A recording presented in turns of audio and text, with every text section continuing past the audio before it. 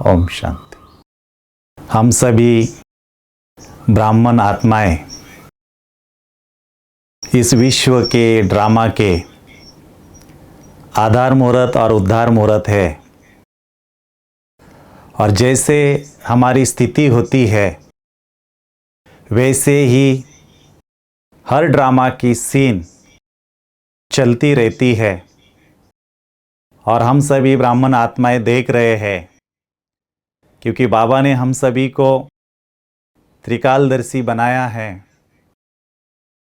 तो जो भी परिस्थिति हम सभी देख रहे हैं, यह हम सब के लिए कोई नई बात नहीं है, क्योंकि बाबा ने कहा है कि आती होगी तो ही अंत होगा, और अंत होगा तभी ही आदि होगी।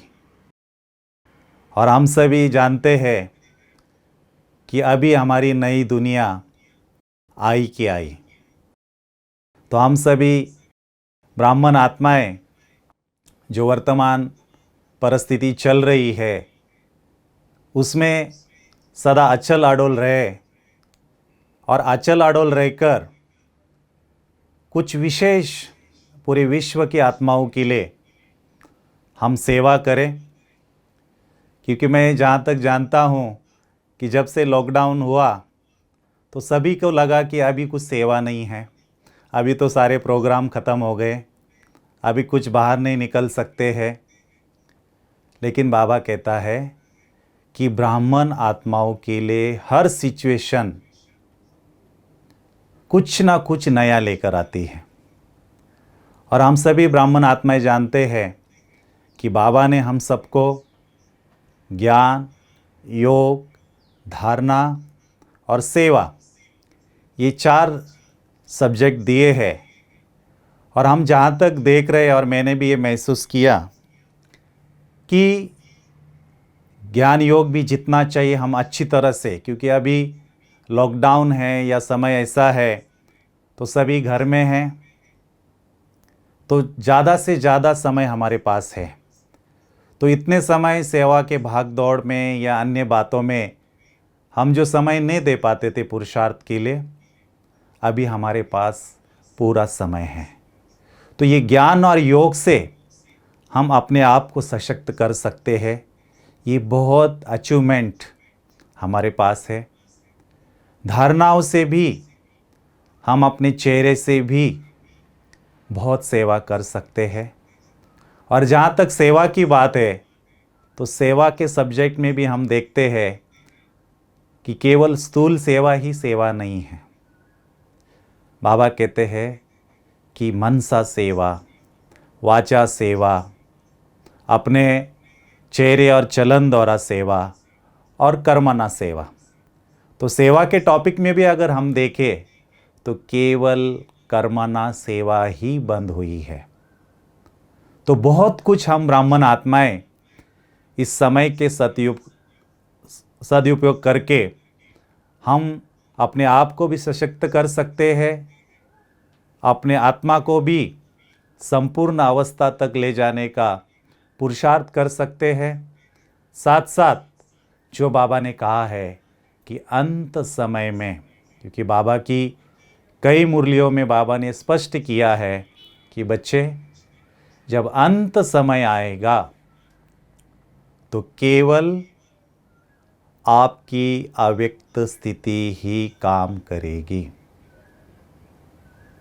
और बाबा ने सीधा कहा है कि अंत में आपके अव्यक्त स्थिति द्वारा ही अव्यक्त मिलन होगा, और आपके अव्यक्त स्थिति द्वारा ही विहंग मार्ग की सेवा होगी। तो हम समय परिस्थिति को देख रहे हैं, तो अंत का समय हम सबको सामने दिखाई दे रहा है। और बीच में बाबा की जो वाणी चली उसमें बाबा ने बहुत अच्छा एक इशारा दिया कि बच्चे, अभी तो ये रिहर्सल चल रही है, और रिहर्सल करते करते कब रियल हो जाएगा वो भी पता नहीं चलेगा। तो इसीलिए हम सबको अब अपनी स्थिति को पावरफुल करके जो विहंग मार्ग की अंतिम सेवा के लिए जो हमारी अव्यक्त स्थिति काम देने वाली है, तो उस अव्यक्त स्थिति बनाने में विशेष हमको अटेंशन देना है। आजकल जो संडे में हम अव्यक्त वाणियाँ सुनते हैं, उसमें भी बाबा हम सबको इशारा दे रहे हैं कि बच्चे, ये अव्यक्त स्थिति ही कमाल करेगी। तो हम सभी ब्राह्मण आत्माओं ने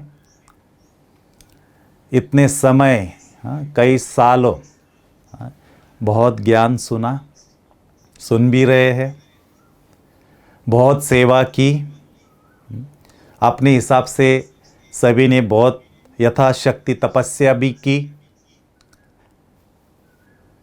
तो उसका जो अनुभव है वो तो हमारे पास जमा हो गया, लेकिन अब जो समय चल रहा है, उस समय के आधार पर जो अभी हम सबको सार में जाना है, और सार में जाकर अब एक ही लक्ष्य हम सबको रखना है कि अभी हमको अपनी स्थिति को अव्यक्त बनाते जाना है। क्योंकि बाबा कहते हैं कोई एक दिन और 2 दिन में कोई भी स्थिति को आप प्राप्त नहीं कर सकते। जितना लंबा अभ्यास होगा उतनी वो स्थिति पावरफुल होती जाएगी, उसकी गहराई में आप चले जाएंगे, और फिर जितना आप अव्यक्त स्थिति के गहराई में जाओगे तो एक्चुअल अव्यक्त स्थिति क्या होती है। क्योंकि समझ हमारी है कि इसको अव्यक्त स्थिति कहते हैं, इसको ये कहते हैं, लेकिन जब हम प्रैक्टिस शुरू करते हैं तो धीरे धीरे धीरे जैसे अभ्यास बढ़ता है, तो उस अनुभव के आधार से हम उस अव्यक्त स्थिति के ओरिजिनल स्वरूप के तरफ आगे बढ़ते हैं। तो ये अव्यक्त स्थिति हम सबको बनानी है, क्योंकि अंत समय में 2 चीज़ें के लिए हमें ये अव्यक्त स्थिति बहुत काम आएगी। एक तो कि हम स्वयं को हर परिस्थिति से पार कराएंगे, हर परिस्थिति में अचल अडोल रहेंगे। क्योंकि हम सभी देख रहे हैं कि अभी तो एक ही पेपर हम सबके सामने है या दुनिया के सामने है, शारीरिक बीमारी जिसको हम कहेंगे कोरोना।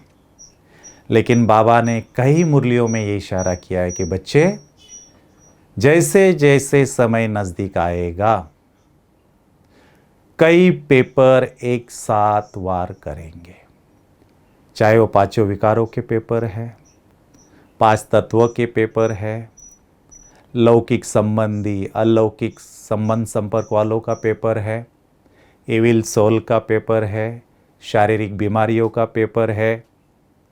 तो ये बढ़ता जाएगा। और हम सभी घर परिवार में रहते हैं या जहाँ भी संगठन में रहते हैं, तो ब्राह्मण तो इस बीमारी से बचे हुए, क्योंकि सभी अपने नियम मर्यादा में और अपने आप को कंट्रोल रखकर सभी अंतर्मुक्ता के गुफा में बैठे हैं। लेकिन हम सभी महसूस कर रहे हैं कि ब्राह्मणों के लिए भी जब साथ में रहते हैं, संगठन में रहते हैं, तो स्वभाव संस्कारों का, सबके संस्कार उछल खाते हैं, संस्कारों का टकराव का पेपर शुरू हो गया है। अनेक जन्मों की जो हिसाब किताब है वो भी बाहर निकलना शुरू हो गए हैं। तो ऐसे कई पेपर हम सबके सामने आने ही है। हम ये नहीं सोच सकते कि नहीं, ये पेपर तो मेरे सामने नहीं आएगा। ब्रह्मा बाबा भी कई बार बोलते थे कि बाप इंजन है, तो सबसे पहले बाप के पास सब प्रकार के पेपर आते हैं, फिर डब्बों के पास आएंगे। माना हम सभी बच्चों के सामने भी, क्योंकि जितना हम हर पेपर में पास होंगे उतनी हमारी क्लास आगे बढ़ती जाएगी। तो पेपर तो आने हैं, कोई भी इससे छूटने वाला नहीं है। तो फिर हमारे हाथ में एक ही बात है, वो है हमें स्वयं को तैयार करना। कई बार मैंने भी दादियों से क्लासेस में सुना और मुरलियों में भी पढ़ा, तो बाबा कहते कि बच्चे, आप सोचते हो ना कि ऐसा पेपर आएगा तो मैं ऐसा करूँगा, ऐसी सिचुएशन आएगी तो उसके लिए मैं ऐसे तैयारी करके रखूँगा, साधन सुविधा इकट्ठा करके रखेंगे। तो बाबा कहते आप बच्चे जहाँ तक सोचते हो ना, जितना सोच सकते हैं, तो वहाँ तक आप जो सोचते हो, जहाँ तक सोचते हो, अंत समय में हर एक के सामने उससे परे ही पेपर आने। तो इसीलिए क्या करना है? सोचने में समय नहीं गंवाना है, हमें अपने आप को तैयार करना है। किस बात में तैयार करना है? जो बाबा कहते हैं अंतिम समय के लिए, अंतिम सेवा के लिए हम सबको तैयार होना है। और उसके लिए एक ही पुरुषार्थ है, अव्यक्त स्थिति का अभ्यास। क्योंकि जितनी जितनी हमारी अव्यक्त स्थिति होगी, उतना हम स्वयं को सेफ रख पाएंगे। और जैसे मैंने कहा कि अंत समय में प्रकृति का पेपर, पांचों तत्वों का पेपर विशेष रूप से हमारे सामने आने वाला है। क्योंकि बाबा कहते हैं भारत में तो ये मिसाइल या अणुबॉम्ब ये नहीं गिरेंगे। भारत में क्या होगा? प्राकृतिक आपदाओं से सफाई होगी। तो प्रकृति का जो पेपर है उससे हमें बचना है, उसमें हमें सेफ रहना है। तो बाबा कहते क्या करना पड़ेगा? अपनी बुद्धि की लाइन एकदम क्लीन और बाबा के साथ क्लियर। तो जितनी हमारी अव्यक्त स्थिति पावरफुल होगी, बुद्धि एकदम शांत, क्लीन और बाबा के साथ क्लियर होगी। क्योंकि हम जानते हैं, क्योंकि कोई भी प्रकृति की घटना होनी होती है तो पहले ही वाइब्रेशंस आते हैं, और उस वाइब्रेशंस कौन कैच कर सकता है? जिनकी बुद्धि की लाइन क्लियर होगी। तो कुछ भी प्रकृति की घटना होगी तो वो प्रकृति के वाइब्रेशंस पहले ही हमें टच होंगे। मन में आएगा चलो यहाँ बैठे उठ के थोड़ा घूम के आते हैं, तो आप बाहर निकलोगे, भूकंप आ जाएगा। क्योंकि भुज में जो भूकंप आया था उसमें भी कई आत्माओं के ये अनुभव थे कि हम उठे, बाबा की याद के लिए उठे या बाथरूम जाके आते करके बाहर निकले और भूकंप आया। तो जिनकी बुद्धि की लाइन क्लियर होगी वो प्राकृतिक आपदाओं से बचेंगे। कहीं आप जा रहे हैं, कहीं लूटने वाला है, हाँ, या कोई एक्सीडेंट होने वाला है, और आपके अगर बाबा के साथ लाइन क्लियर है, बुद्धि क्लीन है, तो आपको वाइब्रेशंस आएंगे। क्योंकि जो भी कुछ होने वाला है, कोई आत्मा करने वाली है, वो तो पहले ही सोच रही ना, तो उसके वाइब्रेशंस आपको मिलेंगे, वो टचिंग आपको होगी।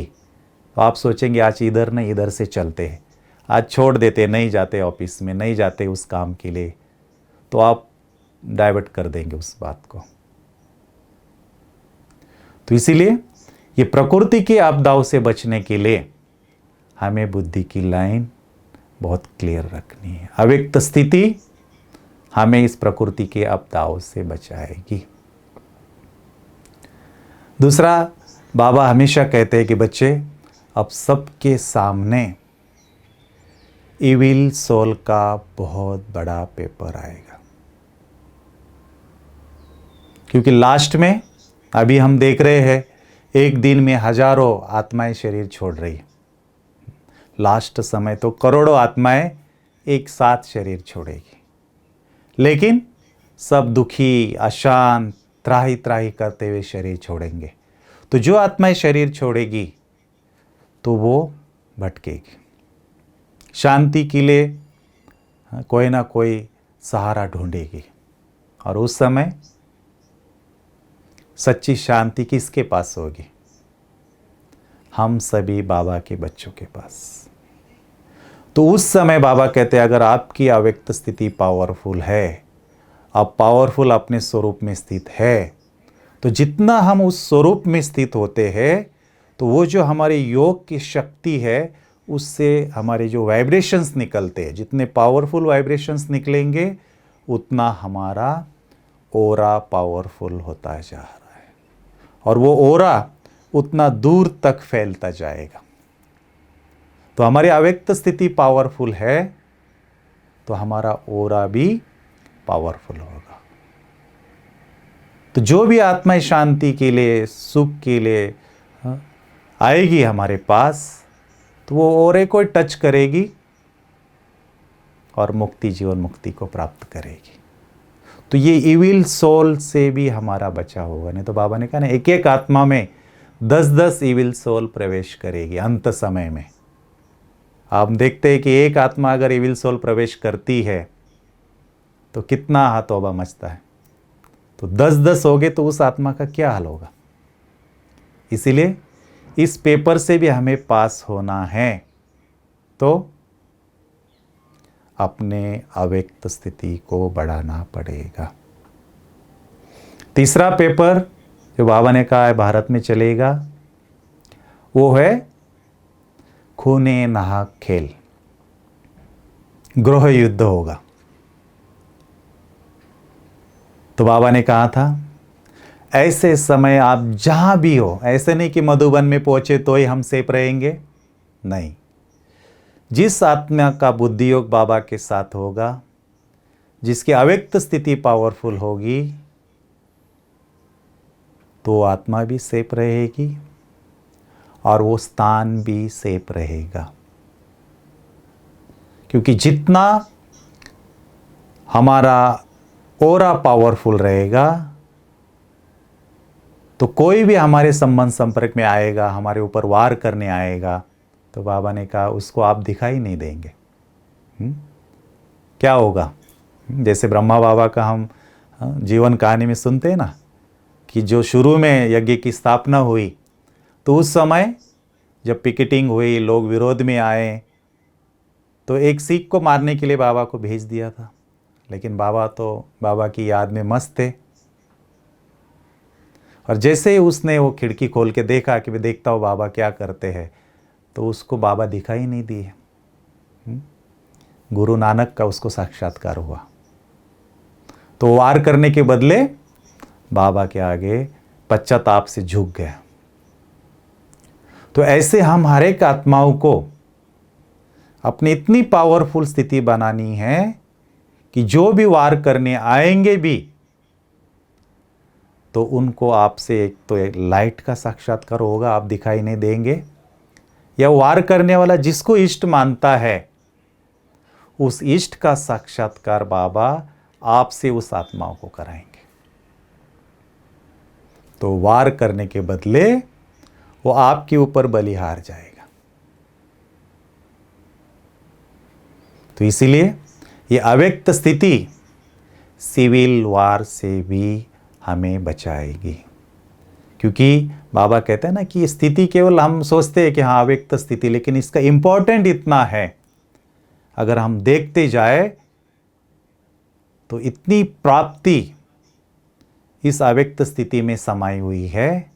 इसलिए हमें इसके ऊपर मेहनत करना है। और जो बाबा कहते हैं ना कि अगर आपसे साक्षात्कार किसी को हुआ तो वो क्या करेगा, जैसे बाबा हमेशा कहते हैं ना मुरलियों में कि बच्चे अगर आपने हड्डी हड्डी बाबा के सेवा में सच्चे दिल से लगाई है, तन मन धन से बाबा की सेवा की है, जो बाबा के सच्चे बच्चे हैं उसको बाबा लास्ट में जा एक सोने की अंगूठी आप देंगे तो भी, क्या कहा है बाबा ने, एक ग्लास पानी भी नहीं मिलेगा। ऐसे सिचुएशन में बाबा ने कहा है कि बाप गारंटी करता है कि 36 प्रकार भोजन तो नहीं, लेकिन क्या कहा बाबा ने, दाल रोटी जरूर खिलाएगा। कैसे खिलाएगा? क्योंकि आप जानते हो कि जब आपको आपके द्वारा आत्माओं को साक्षात्कार होगा तो क्या करेंगे? वार करने के बदले अपने इष्ट के आगे वो लोग फल फूल चढ़ाएंगे, आपके लिए भोजन लेके आएंगे। सब कुछ आपको एक जगह बैठे बैठे ही सब कुछ प्राप्ति हो जाएगी। तो इसीलिए अंतिम समय में हर पेपर में पास होने के लिए एक ही मंत्र है, अपनी अव्यक्त स्थिति को बढ़ाना है। क्योंकि जितना अव्यक्त स्थिति को बढ़ाएंगे और वो अव्यक्त स्थिति हमारी पावरफुल होती जाएगी, उतना हम बाबा से भी अव्यक्त रूप में मिलन मनाएंगे। और जो बेहद की सेवा है, विहंग मार्ग की सेवा है, वो हम कर सकेंगे। लाखों आत्माओं को एक साथ संदेश दे सकेंगे। क्योंकि बाबा ने कहा था कि अव्यक्त पाठ चलेगा, अव्यक्त पाठ चलते चलते जब वो खत्म हो जाएगा तो साक्षात्कार का पाठ शुरू हो जाएगा। तो अंतिम पाठ के लिए हम सबको तैयार होना है, क्योंकि बाबा हम सभी आत्माओं द्वारा ही सबको साक्षात्कार कराएगा। क्योंकि हमारे तो भक्त हैं ना, जितनों को आपने ज्ञान दिया है, कोर्स कराया है, योग द्वारा सकाश दी है, उन सबको आपके द्वारा ही साक्षात्कार होना है। तो आपके भक्तों को अंतिम दर्शन देने के लिए, उनको मुक्ति, जीवन मुक्ति देने के लिए पहले इष्ट को तो संपूर्ण बनना पड़ेगा ना। तो हम सभी आप ये दृढ़ संकल्प करें कि हमें अपने अव्यक्त स्वरूप को पावरफुल बनाना है। और रोज मैं लगभग 2-3 साल से ये अनुभव कर रहा हूँ कि बाबा ने जो कहा है कि बच्चे लास्ट समय में आपके अव्यक्त स्थिति द्वारा आपको अव्यक्त वतन में जाना है, और अव्यक्त वतन में जाके अव्यक्त बाप दादा से मिलन मनाना है।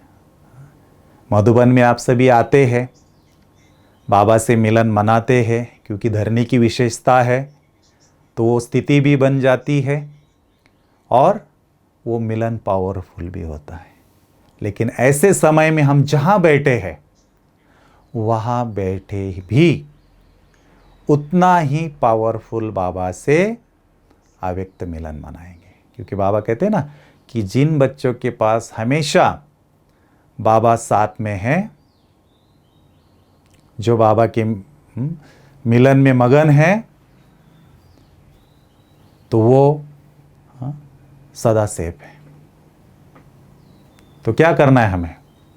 अब 2 ही पुरुषार्थ। पहला, अपने अव्यक्त स्थिति को पावरफुल बनाना, और अव्यक्त स्थिति को पावरफुल बना के अव्यक्त बाप दादा से अव्यक्त वतन माना सूक्ष्म वतन में जाके अव्यक्त मिलन करना है। तो अव्यक्त मिलन माना क्या और अव्यक्त स्थिति माना क्या, आप सभी तो जानते ही हैं। बहुत सिंपल है। अव्यक्त स्थिति माना उस शब्द में ही उसका अर्थ छुपा हुआ है, व्यक्त से परे। हमें अपने बुद्धि को, मन को इस देह और देह की दुनिया से परे रखना है। हम चलते फिरते क्या करना है? हम सोचते हैं कि हमारे पास समय नहीं, लेकिन हमें जब सवेरे शाम 1-1 घंटा हम योग करते हैं, अभी तो समय बहुत है, ज़्यादा भी करते होंगे, 3 घंटा 4 घंटा बैठ के योग करते होंगे, तो हमें बैठ के भी आत्मिक स्वरूप का अभ्यास करना है। फरिश्ता बन के सूक्ष्म तन में पहुंचना है, परम धाम में बीज रूप स्थिति में पहुंचना है, या दैवी दुनिया में अपने दैवी स्वरूप में स्थित होना है। तो क्या होगा? जितना आप अपने मन और बुद्धि को इस देह से परे, चाहे आत्मक स्वरूप में रखे, चाहे फरिश्ते रूप में रखे, चाहे परम धाम में बाबा के साथ बीज रूप में बैठो, या आने वाली नई दुनिया में हमारा कैसा दैवी स्वरूप होगा उसका मनन आप सभी करेंगे, तो ऑटोमेटिकली बुद्धि देह से परे रहेगी। तो चाहे आप बैठ के योग कर रहे हैं, चाहे चलते फिरते कार्य व्यवहार आप करते हैं, उसमें लक्ष्य ले कि मुझे भोजन बनाते समय इस स्वरूप में रह के भोजन बनाना है।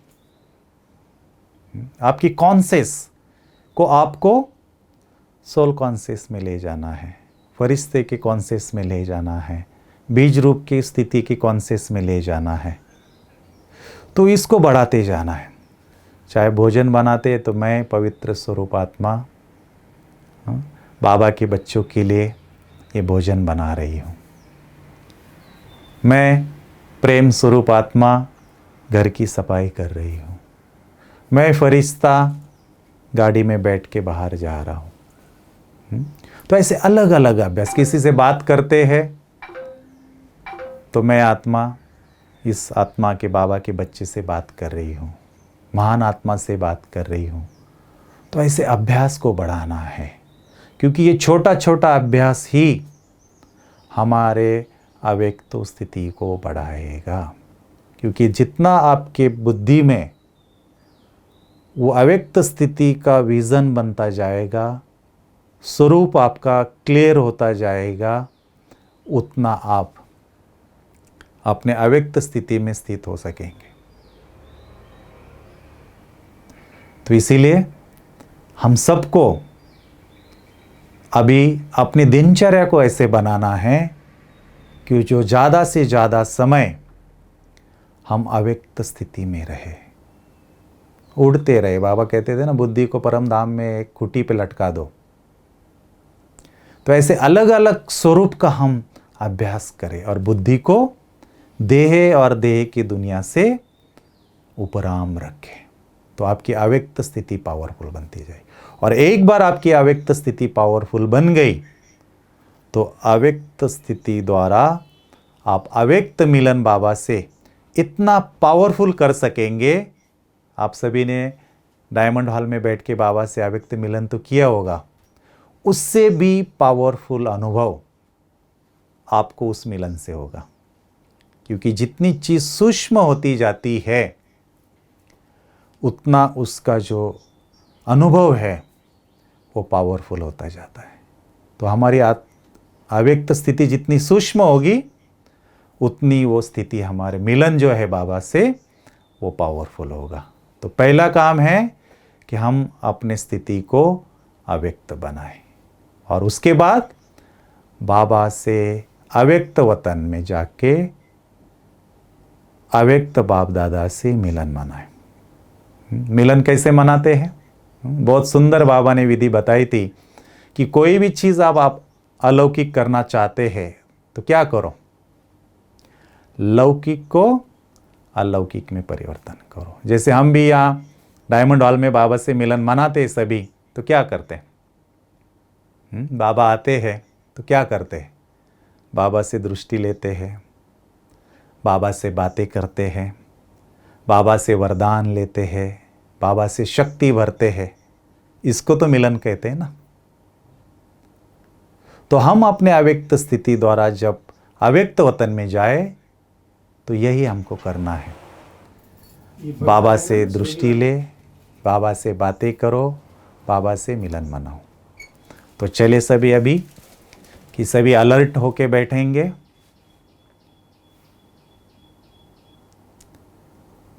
अपने मन और बुद्धि को आप चारों ओर से हटाकर अपने भ्रुकुटी के मध्य में केंद्रित करें।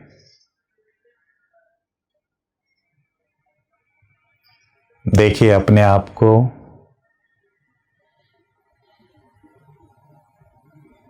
कि मैं चमकती हुई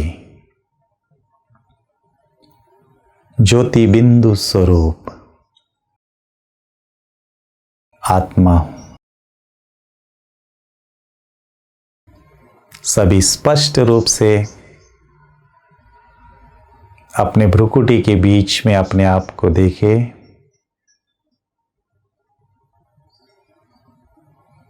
मैं पवित्रता से संपन्न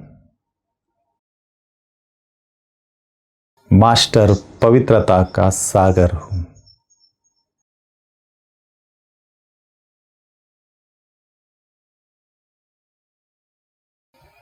पवित्रता की शक्तिशाली किरणें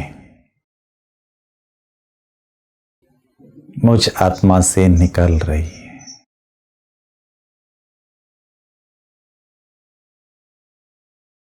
साक्षी होकर अपने आप को देखे कि मेरा स्थूल शरीर है। देखे साक्षी होकर अपने स्थूल शरीर को देखेंगे और इस स्थूल शरीर के अंदर ही ऐसा एक लाइट का शरीर है। स्थूल शरीर और स्थूल शरीर के अंदर सूक्ष्म शरीर, और इन दो शरीरों के बीच में भ्रुकुटी सिंहासन पर मैं पवित्र स्वरूप आत्मा विराजमान।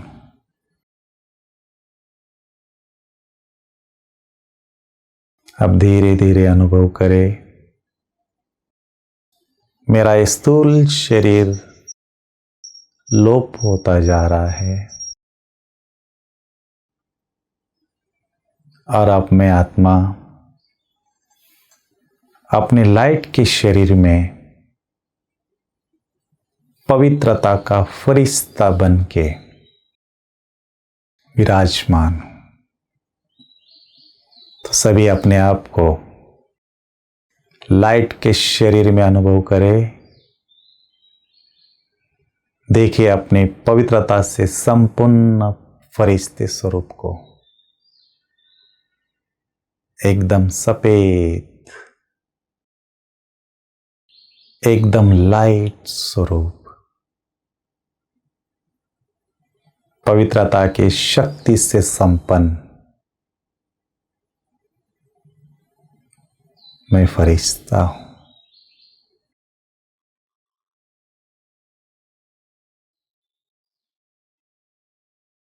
अब एक सेकंड में फरिश्ता बन के पहुंच जाएंगे अपने अव्यक्त वतन में। सभी अपने आप को उस लाइट की दुनिया में अनुभव करें। देखिए चारों ओर सफेद ही सफेद लाइट है। चारों ओर फरिश्ते ही फरिश्ते नजर आ रहे हैं और उस फरिश्ते की दुनिया में मैं पवित्रता का फरिश्ता पहुंच गया हूं बाप दादा के सामने। तो सभी सूक्ष्म वतन में बाप दादा को अपने सामने अनुभव करें कि बाप दादा भी अपने संपूर्ण फरिश्ते रूप में मेरे सामने विराजमान हैं और बाप दादा के सामने मैं पवित्रता का फरिश्ता पहुंच गया हूं बाबा के एकदम समीप। तो सभी फरिश्ता बन के बाबा के एकदम समीप बैठे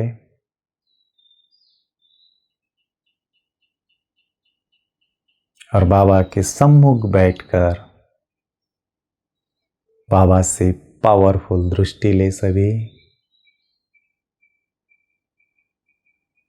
अनुभव करें कि पवित्रता के सागर से, बाप दादा के नयनों से पवित्रता की सफेद लाइट निकलकर मुझ फरिश्ते में समा रही है।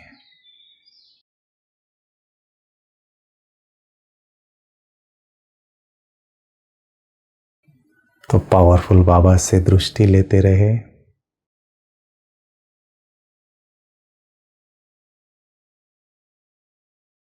स्वयं बाप दादा मुझे पवित्रता से भरपूर कर रहे हैं।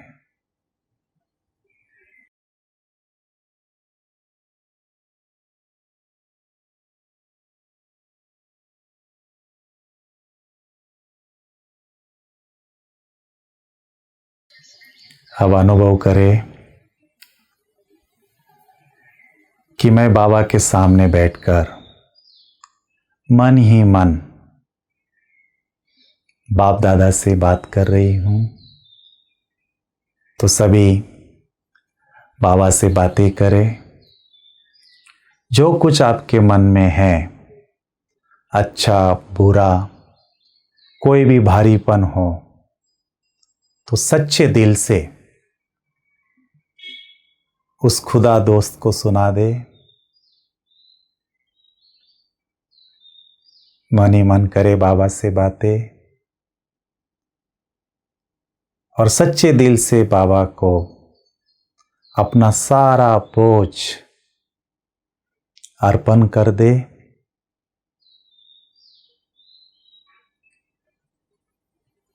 और सब कुछ बाबा को सुनाकर एकदम हल्के हो जाए कि स्वयं भगवान ने मेरा बोझ हर लिया है।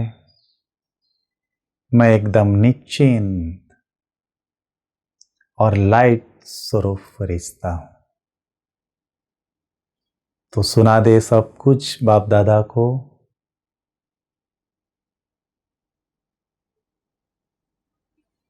और अनुभव करें कि बाप दादा ने मेरे सारे बोझ हर लिए हैं। अब जो कुछ होगा अच्छा ही होगा। सब कुछ अच्छा ही होना है। सब कुछ बाबा को सुनाकर अब अनुभव करें कि स्वयं बाप दादा ने अपना वरदानी हाथ मेरे सर के ऊपर रखा। सभी अनुभव करें कि बाप दादा ने अपना वरदानी हाथ मेरे सर के ऊपर रखा और दृष्टि देते हुए बाबा मुझे वरदान दे रहे, बच्चे पवित्रता की शक्ति से संपन्न आत्मा भव। महसूस करें जैसे बाबा ने मुझे वरदान दिया। बाबा की दृष्टि से, बाबा के हाथ से वो पवित्रता की शक्ति मुझ फरिश्ते में समाती जा रही है। और मैं फरिश्ता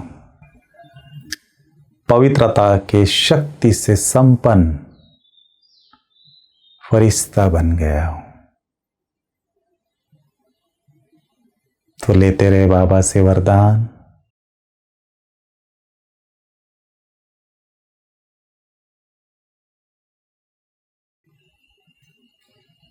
और बाबा से वरदान लेकर अब बाबा से छुट्टी लेंगे।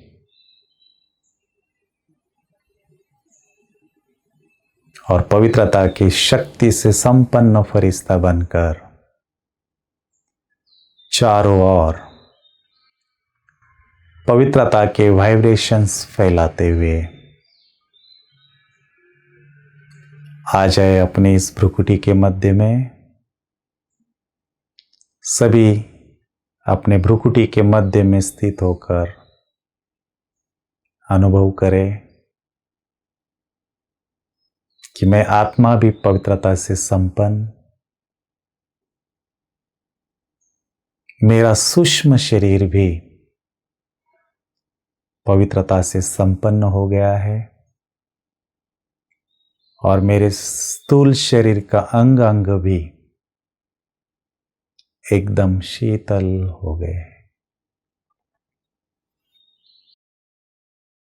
ओम शांति।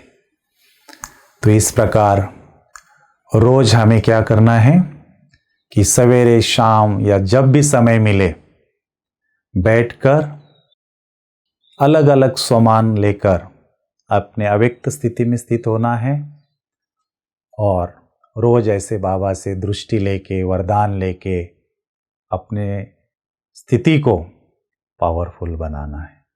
तो इस प्रकार से हम अपने अव्यक्त स्थिति को भी बढ़ाते जाए तो और अव्यक्त स्थिति द्वारा बाबा से मिलन भी करते जाए तो ना केवल हम हर परिस्थिति में सेफ रहेंगे, लेकिन आने वाले समय में जो लाखों आत्माएं हम सबके सामने कना दाना लेने के लिए आने वाली है, उनको भी हम वो बाबा से कना दाना दे सकेंगे और यही हमारी अंतिम भेद की सेवा रहेगी, विहंग मार्ग की सेवा रहेगी।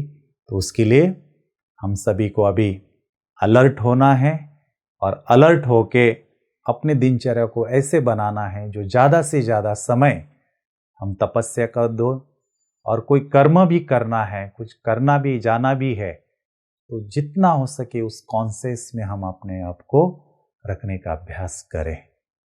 तो निश्चित ही जो बाबा हम सबसे कराना चाहता है तो वो बाबा हम सबको कराएंगे, क्योंकि हमें तो बाबा कहता है कि आप केवल अपने आप को योग्य बनाओ, तैयार करो, तो बाबा फिर आपसे कमाल कराएगा। तो सभी अभी तैयार हो जाएंगे और अपने आप को बाबा का राइट हैंड बनाकर आगे की सेवा के लिए तैयार करेंगे। ओम शांति। तो पहली बात तो हमें जानकारी के लिए तो सवेरे या शाम एक बार या दो बार तो ज़रूर न्यूज़ सुननी है, क्योंकि जब तक न्यूज़ हम नहीं सुनेंगे तो हमें नॉलेज नहीं रहेगी कहाँ क्या हो रहा है। तो वो ज़रूर सुने, लेकिन दिन भर उसमें नहीं लगे रहे, क्योंकि जितना रॉ मटेरियल वो बाहर का जाएगा तो वो इफ़ेक्ट करता है हमारे मन पे। तो इसीलिए एक तो हम उन बातों से दूर रहे, ज़्यादा उन बातों में जाए नहीं, और दूसरा कि बाबा कहता है कि ऐसे समय में सब कुछ देखते सुनते हुए भी उस परिस्थिति का असर हमारी स्थिति पे ना हो। बाबा हमेशा कहते हैं ना, आपकी स्थिति द्वारा परिस्थिति चेंज होनी चाहिए, ना कि हमारी स्थिति द्वारा परिस्थिति का असर हमारे ऊपर नहीं पड़ना चाहिए। तो ऐसे समय में जो मैं खास विशेष बीच में बहुत अच्छा अभ्यास किया तो उसका बहुत अच्छा मुझे रिज़ल्ट मिला कि एक तो हम जो बाबा की रोज़ की वाणी है उसको एक बार, दो बार, तीन बार पढ़े और एक कोई ना कोई अव्यक्त वाणी, वो अव्यक्त वाणी की भी स्टडी हम करें। तो जितना साकार वाणी को या एक विशेष अव्यक्त वाणियों को हम बार बार पढ़ेंगे तो क्या होगा कि हमारा जो मन का चिंतन है दुनियावी चलने के बदले बाबा की जो पॉइंट नए नए टच होंगे हमको उसका चलेगा। तो ये जो ज्ञान का जो मनन है या ज्ञान का जो रिसीव करेंगे हम अपने बुद्धि में, उससे भी हमारी बुद्धि शक्तिशाली बनेगी, हमारी स्थिति शक्तिशाली बनेगी। दूसरा कि हम सभी को, हम जैसे अपने आप को आत्मा समझते हैं, बुद्धि के लेवल पे उस स्वरूप में स्थित होने की कोशिश करते हैं, लेकिन जब आत्मा समझते हैं तो उस स्थिति के साथ साथ वो जो रूहानियत जो बाबा कहते हैं, वो रूहानियत की शक्ति को अभी बढ़ाना है, जिसको हम कहा ना कि वो भी एक प्रकार की अव्यक्त स्थिति ही है। तो रूहानियत फील होनी चाहिए हमें। तो जितना हमारे अंदर रूहानियत आती जाएगी तो ये दुनिया में जो कुछ हो रहा है ना वो सब खेल महसूस होने लगेगा, क्योंकि जितनी रूहानियत आती जाएगी आप साक्षी दृष्टा होते जाएंगे, और जब तक साक्षी दृष्टा नहीं हुए हैं तब तक बाहर की चीज़ों का इफ़ेक्ट हमारे स्थिति के ऊपर पड़ेगा। तो बाहर की दुनिया की बातों में ज़्यादा नहीं जाए न्यूज़ में। दूसरा पुरुषार्थ कि ज़्यादा से ज़्यादा अव्यक्तवाणी साकारवाणी जो रोज़ की है उसको बार बार पढ़े, उसके मनन में अपने बुद्धि को रखे और रूहानियत की शक्ति को बढ़ाए। और चौथा पुरुषार्थ जो बहुत ज़रूरी है कि हम सभी ब्राह्मण आत्माएं सवेरे शाम कम से कम 15-15 मिनट,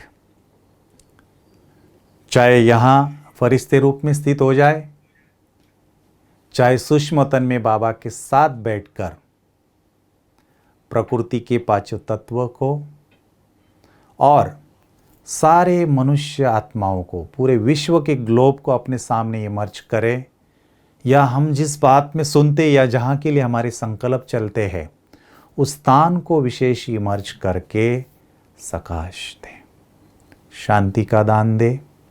विशेष आत्माओं का भी वर्तमान समय शांति की ज़रूरत है। शक्ति का दान दे, क्योंकि हिम्मत हार रहे लोग, हिम्मत हार जाते हैं तब डर महसूस होने लगता है, तो शक्ति का दान दे। और तीसरा पवित्रता का दान दे, क्योंकि पवित्रता की शक्ति जितनी पावरफुल होगी उतना ये डर निकलता जाएगा। पवित्रता की शक्ति आपको स्ट्रांग करेगी। तो ये 3-4 पुरुषार्थ अगर हम करते जाएंगे तो परिस्थिति का असर हमारे ऊपर नहीं होगा, हमारी स्थिति द्वारा हम परिस्थिति को चेंज कर सकेंगे। तो ये अभ्यास बहुत ज़रूरी है।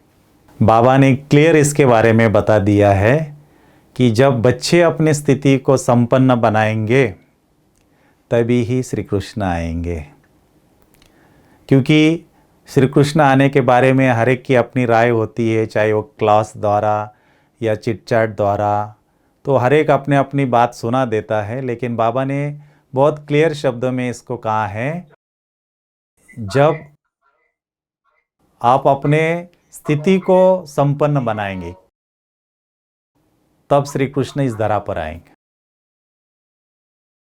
क्योंकि श्री कृष्ण अकेले तो आने वाले नहीं हैं, उनके साथ साथी भी आएंगे। तो श्री कृष्ण के साथी कौन है? हम सभी हैं।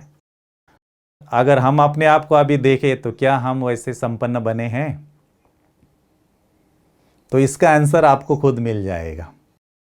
तो श्री कृष्ण कब आना है वो तो समय पर आएगा ही, उसमें कोई दो राय नहीं है। लेकिन हमें ये चेक करना है कि क्या हम श्री कृष्ण के साथ आने के लिए अभी तैयार है। तो श्री कृष्ण आपका वेट कर रहा है। ब्रह्मा बाबा भी स्वर्ग के गेट खेलने के लिए हम सबका इंतज़ार कर रहे हैं। तो हम अपने आप को तैयार करें, क्योंकि बाबा ने पहले ही कहा है कि विनाश भी क्यों रुका हुआ है, क्योंकि बच्चे तैयार नहीं हैं। तो बच्चे तैयार होंगे तो विनाश होगा, विनाश होगा तो श्री कृष्ण आएंगे। ठीक है, सभी को ओम शांति। आप सबने सेवा का मौका दिया, इसलिए आप सबका भी और विशेष दीदी का भी बहुत बहुत धन्यवाद।